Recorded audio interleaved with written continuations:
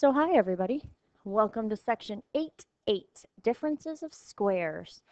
This 8.8 and 8.9 are technically um, shortcut sections, but this shortcut is the one that you caught when we were multiplying and foiling / distributing things out. So I think this one's going to be a nice one that you really catch. So let's do a quick factor here. Let's just factor this last one, x squared minus 81. So factor, again, remember, means we're going to put parentheses into the problem. The one thing I notice, it's just a binomial. You know, we keep talking about how our trinomials look like this.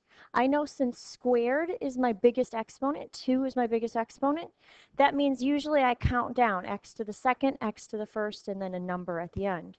So if I wanted to add something in here, and we did an example of this in the last section of notes or somewhere in there in section 8.7, I could put a 0x in there. I don't change it. It's just extra writing. We math people are lazy people. We don't want to write that. I think the easiest way to factor this is to use our square method, because you can really see that we end up with 0x in the middle. So I'm going to make myself a square, and again, whatever method of factoring you want to use, you can do so. I know that my x squared is going in this top left, negative 81 is going in the bottom right, and I want these guys to add up to 0x. So what will multiply to give me an x squared? That's easy, right? X times x. What will multiply to give me a negative 81? Well, the 81's 9 times 9. That seems like an easy place to start. And since it's negative, what do you know about the signs on the 9 and the 9 and the 9? Right? One has to be negative and one has to be positive. If we fill in the rest of our chart, this top spot over here, x times 9 is 9x. Over here, negative 9 times x is negative 9x. Those guys add up nice and neat to a big old 0x. So my two factors are x plus 9 and x minus 9. So notice, what's the pattern? If I start off with x squared minus 81, and I get this answer, those binomials, when I factor, what do you notice about the original problem? What's the pattern? X squared and 81 are both perfect squares, so the a and the c, the first and the last values. And we ended up taking the square root for both of those. Remember, we really liked this when we were multiplying out, because we knew if it's the same terms with the opposite signs, our two outsides and insides would cross each other out, and we'd end up, because they'd have the same numbers, opposite signs, and we'd end up with just a binomial answer. So we're working backwards. So we're talking about the difference of squares. Notice difference means subtract. Squares mean they are perfect squares. You can go to your calculator, you can take the square root. X squared is always x times x, x to the second power. So they're both perfect squares. The one most important part is it has to be, has to be a difference. It has to be a subtraction problem. I'm going to try to trick you in one of the examples. So if we've got an a squared minus b squared, and our example was x squared minus 81. It doesn't it doesn't matter, remember, what order the parentheses come from. But we could take the square root of x squared. So the square root of the first goes in the firsts. We could take the square root of 81, which is 9. One's a positive, one's a negative. I purposely wrote it opposite signs underneath that example, a plus b and a minus b, because it doesn't matter as long as they're both there. So you can take a shortcut factoring. You don't have to use the square method or the product sum table or whatever. All right? So let's do some steps here. If you're going to factor difference of squares, a squared minus b squared, or 4x squared minus 36. First thing you're going to do is look for a GCF. I actually have a GCF on that light blue 4x squared minus 36. What goes into 4 and into 36? I could factor out a 4, right? And then I'm going to do the rest of the work. Determine the square root of both of them. Sometimes people do those separately, like I kind of did on that last example. Some people just kind of think that through as they're doing the problem. Then put it into your parentheses, a plus b and a minus b. Look at your factors. This is where we math teachers, we algebra teachers get to throw in some tricky problems. See if your factors can be factored again. And if you have to, group in pairs for 4 terms. Right? So I've got a few problems, and I do have some equations on the back. We'll talk about solving these equations, which is going to be exactly the same. So let's start with a fraction one. Let's do this x squared minus 36 over 49. Are you intimidated by that fraction? Have we talked about this enough? If you ignore everything else and just look at that 36, what do you notice about it? I'm hoping you're saying to yourself, that's a perfect square, Mrs. Stauffer. What about if you just look at a 49? What do you notice about that? Are you now saying, of course it's a perfect square, Mrs. Stauffer? And what about x squared? That's a perfect square. So even though it's a crazy, ugly looking fraction, we can use a shortcut. Put your 2 parentheses. What's the square root of x squared? That's just x times x.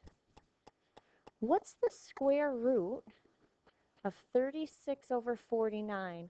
Take each square root, or each number separately. Take the square root of the numerator, square root of the denominator. How does a 6 over 7 look to you?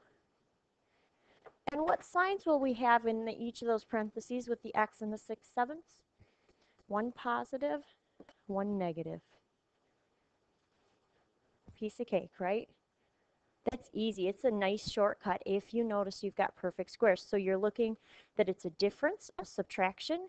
You're looking that both of those guys are perfect squares, and then you can just hop right to your parentheses, your factored answer. So we should talk about number 3. I just said that specifically because what do you notice? What's the sign? Is this a difference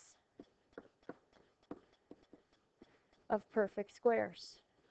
What does difference mean again? Definitely not add, right?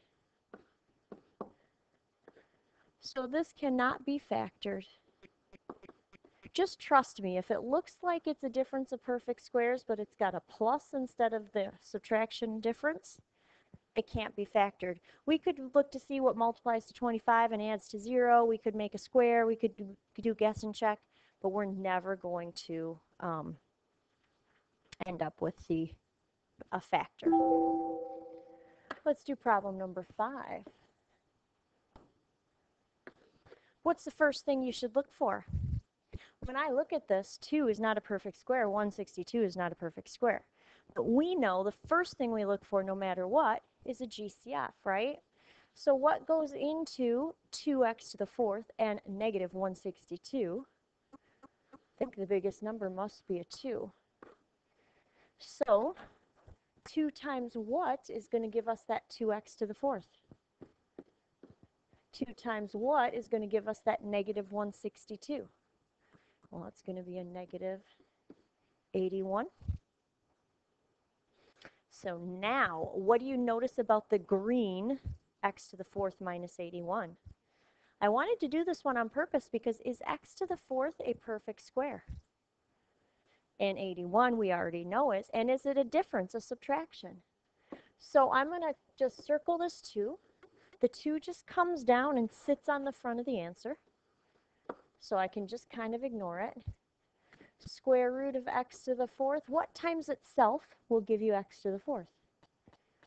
About an x squared and an x squared. What's the square root of 81? We already talked about that one, right? That's a 9 times 9. One's positive and one's negative. Now, step 4, where it says, check to see if your factors can be factored again. Do you see anything in this problem?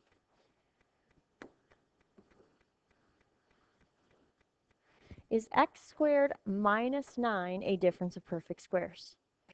Is x squared a perfect square? 9 is a perfect square. So I could do another set of parentheses. What's the square root of x squared? What's the square root of 9? What signs go in between those x's and 3's? Aha. Now, is x squared plus 9 a difference of perfect squares? It's not, right? Just like that problem right above. So we're just going to bring this straight down. And I'm just going to bring that 2 straight down. So this entire thing is my final answer. That was a tricky one. That would be like a, the hardest problem on a quiz or something like that. So let's talk about equations. So equations, I'll ask you, what's the problem with this problem? Get all terms on one side of the equation, make sure that it is equal to 0. If it's not equal to 0, we've got a big problem, and I feel like I've said that like 3 times so far. So it doesn't change no matter what we're looking at. Make sure it's equal to 0. Look for GCF. Mentioned that already. Factor. We want to put parentheses into the problem. So you could do option 1, guess and check. You could do a product sum table. You could do a square method, or you could notice, is this a difference of perfect squares, and use a shortcut. Those are all of your options. It's up to you entirely. When we're all set, just like the last section, set each factor or parentheses equal to 0 and solve. Give me your answer in set notation, and feel free to check. You don't have to show me a check step, but feel free to put your answer back in and make sure to your very original equation and make sure that you get a true statement for both sides of the equation. All right, so let's do 1 and 3. I'm liking odds today. So x squared minus 49. We could factor this with a guess and check, with a product sum table, with a square method, or we could use a shortcut if we notice that x squared and 49 are both perfect squares and there's a subtract in the middle. So how do you feel about going right to parentheses? Notice I'm keeping the equal 0. What is the square root of x squared for my first term in both parentheses? I keep writing that square root over on the side in the margin there. You don't have to, but I just want you to know where I'm getting these numbers from. So square root of x squared is x. How about the square root of 49? What times itself will give you a 49? 7. And what do we know about our signs with our x's and our 7's? 1 positive, 1 negative. So now I've done the hardest bit of work. This is where I break it apart. So x plus 7 equals 0. X minus 7 equals 0. Set each parenthesis equal to 0 and solve. So if I subtract 7, I get a negative 7. If I add 7, I get 7.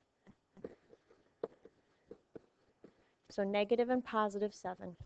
I could even get lazier and say the solution to this is plus and minus 7 if you feel like writing 7 twice is too much work. Last one, let's do number 3. So first thing, what's the problem with this problem? Right, it's not equal to 0. So in order to make it equal to 0, would you agree that we have to subtract 3y from both sides? Are these like terms? Can I combine a 3y or a negative 3y and a 48y to the third? No, right? That's 2 separate, not like terms. So I'm going to just bring down my 48y to the third and my negative 3y. Second step tells me to look for GCF. I don't have any perfect squares here. I want it to become so. So I've got to look for GCF. So number-wise, what goes into 3 and 48? You might have to do a little bit of thinking on this one, but I think it's going to be a 3. And can I use any variables with my GCF? Both of them have y's, right? So 3y. So my GCF is 3y on the outside of those parentheses. Now, 3y times what will give me that 48y to the third? I'm not using a calculator here, but I think it's going to be 16y squared. And then remember this placeholder business, 3y times what will give me a negative 3y? I have to have something there. So far, so good. Now, this one's crazy. This could have 3 answers to it. Look at my green 16y squared minus 1 that's in parentheses. It's a binomial. I've got a y to the second. I've got no plain old y's. Is 16y squared a perfect square? What would be the square root of 16y squared? Well, what's the square root of 16? That'd be 4, right? Square root of y squared is y. So that's a good sign. How about a 1? Is 1 a perfect square? What times itself will give you a 1? So those guys are both perfect squares, and there's a subtraction difference. So that means I get to take a shortcut here, and I get to put my square root of 16y squared, which is 4y and 4y. I get to put my square root of 1, which is a simple 1. What signs go inside there? 1 positive, 1 negative. And don't forget to bring down your 3y. We've done the hardest bit of work that we've had to do in this whole problem. At this point, it's all factored. I can't do anything else with a 4y plus 1, a 4y minus 1, or a 3y. So now I'm going to take each bit and take them and set each one equal to 0. So I've got myself 3 equations to solve because I have 3 parts to my factored form of my answer, which means I'm going to have 3 numbers in my set notation. So if 3y equals 0, and I divide both sides by 3, I'm thinking I got myself a 0. Here I'm going to subtract 1, so if 4y equals negative 1, how's negative 1/4? Remember, just leave it as a fraction. Here I'm going to add 1, so y equals 1/4. So set notation. What are my answers to put inside my brackets? 0, and then both positive and negative 1/4. If you want to write those separately, you certainly can. Again, that one was a tricky one. 3 answers seems very unusual. There's a little clue. Usually your highest exponent in your original problem tells you how many answers there will be, how many solutions. So since this started out with a 48y to the third, the degree 3 tells me usually 3 solutions. Just a little helpful hint for you. All right. So what's one important thing to remember when factoring differences of perfect squares? Is it taking square roots? Is it checking signs? Is it making sure that it's a difference, a subtraction in the beginning? Is it remembering the rule or the shortcut? Is it remembering that you've got 0x if you're not going to take the shortcut?